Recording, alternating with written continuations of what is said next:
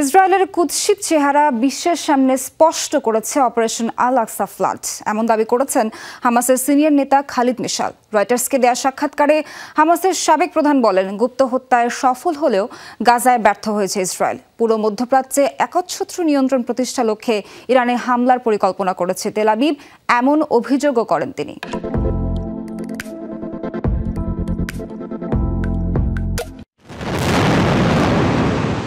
বর্বরতম আগ্রাসনের বছর পার হলেও থামছে না ইসরায়েল। লক্ষণ নেই যুদ্ধবিরতির।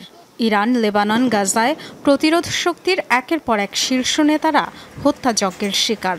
এমন পরিস্থিতিতে ফিলিস্তিনি স্বাধীনতাকামী সংগঠন হামাসের অবস্থান বা পরিকল্পনা কী? রয়টার্সকে দেয়া সাক্ষাৎকারে খোলামেলা কথা বলেন সাবেক হামাস প্রধান খালেদ মিশাল। শুরুতেই ওঠে ইসরায়েলে হামাসের নজিরবিহীন অভিযান প্রসঙ্গ।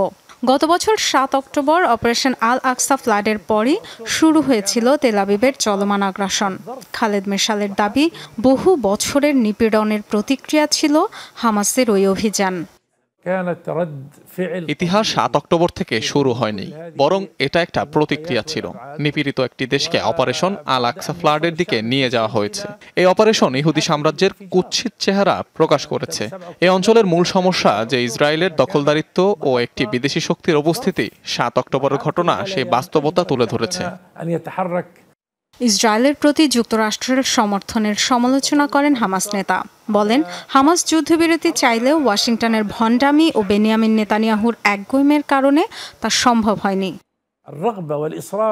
সিদ্ধান্ত গ্রহণ ও কৌশলের দিক থেকে দেখা যাচ্ছে নেতানিয়াহুর ইচ্ছা ও গোয়ার্তুমের কাছে বাইডেন প্রশাসনও অসহায়। হত্যাযজ্ঞের জন্য বিলিয়ন বিলিয়ন ডলারের অস্ত্র দেয় তারা, তাদের সুরক্ষায় কাজ করে। হামাস যুদ্ধ বন্ধ চাইলেও ভণ্ডামির পরিচয় দিয়ে নেতানিয়াহুর চাওয়াকেই স্বীকৃতি দিয়েছে তারা। মধ্যপ্রাচ্যে ইরানকে দমন করাই ইসরায়েলের মূল লক্ষ্য বলে দাবি করেন খালেদ। হিজবুল্লাহ বিরোধী লড়াই তেহরানের পরমাণু প্রকল্পে হামলার প্রস্তুতি বলে জানান তিনি। এখন এটা আরো স্পষ্ট, ইসরায়েলের এই আগ্রাসনের সুনির্দিষ্ট লক্ষ্য আছে। বিপজ্জনক মনে করলে তাদের সরিয়ে দেয়াই তাদের মূল এজেন্ডা। প্রভাবশালী কাউকে এই অঞ্চলে প্রতিদ্বন্দ্বী হিসাবে রাখতে চায় না তারা। আগ্রাসন, হত্যাযজ্ঞ চালিয়েও গাজায় সাফল্য পায়নি ইসরায়েল, এমন দাবি করেন খালেদ মিশাল। তেল আবিবের হামাস নির্মূলের লক্ষ্য পূরণ হবে না বলেও হুঁশিয়ারি দেন। যুক্তরাষ্ট্রের সহায়তায় তাদের প্রযুক্তিগত ও গোয়েন্দা সক্ষমতা নিঃসন্দেহে এগিয়ে। গুপ্ত হত্যা সহ অনেক সাফল্য পেয়েছে তারা, তবে ব্যর্থ হয়েছে গাজায়। 1 বছরেও লক্ষ্য পূরণ হয়নি তাদের। শেষটা কখনোই ইসরায়েলের পক্ষে হবে না। ফলাফল ফিলিস্তিন, লেবানন ও প্রতিরোধ শক্তির পক্ষেই আসবে। ইসরায়েল হারবে। হামাস প্রধান হিসেবে পরপর 2 মেয়াদে দায়িত্ব পালনের পর 2017 সালে ইসমাইল হানিয়ার হাতে সংগঠনের দায়িত্ব তুলে দিয়েছিলেন Khaled Mashal. Dorothy Tasrin, Jamuna news.